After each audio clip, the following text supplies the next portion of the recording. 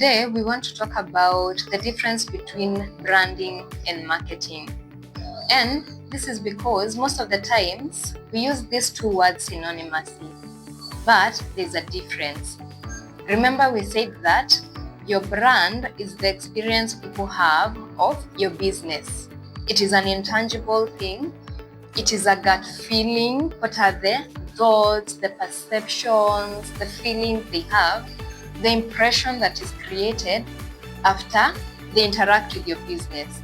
So if that is what your brand is, then branding is the intentional and very strategic process of coming up with that gut feeling that you want people to have about you, those thoughts, those perceptions, and that impression that you want people to have about you.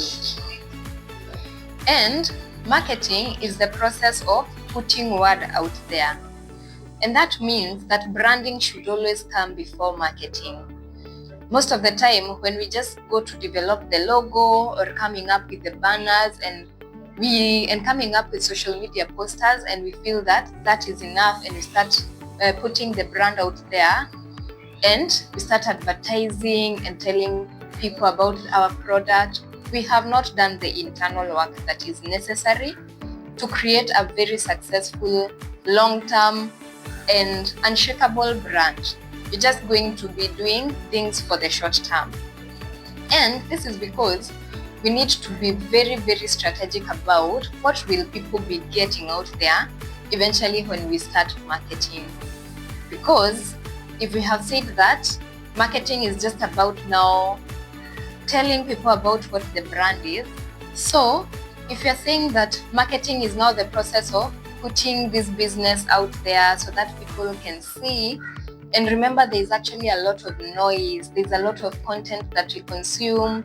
So many people are making noise about their product and they're shouting at the highest voice, at the loudest voice. So you can imagine if you are shouting and you're making noise about this business or this product that you have, but when people now come to see what exactly is in this business, they see it's not even something worth spending time on. They realize this brand is not even well thought through. They can't feel the essence of what the brand communicates. They cannot see the values. Nothing resonates. It's just noise. And that's why we say, if you will make noise, at least make noise, and people will come and see something and love your brand, fall in love with your brand.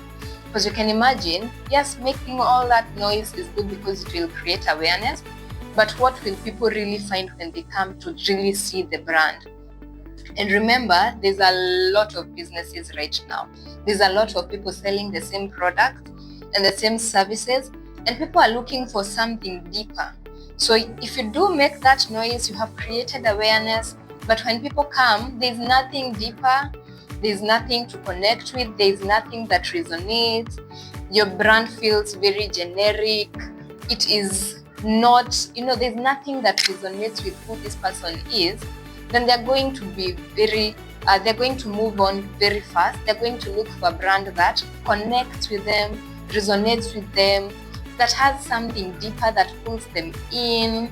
They can really see this is what the brand stands for. That's very key. And that is where the branding process comes in. You need to be first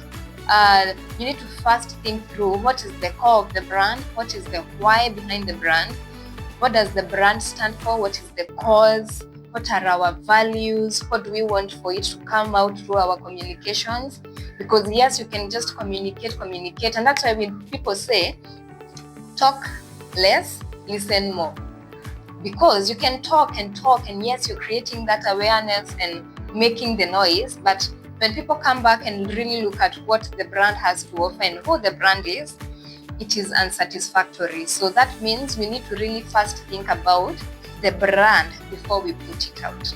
So branding comes before marketing.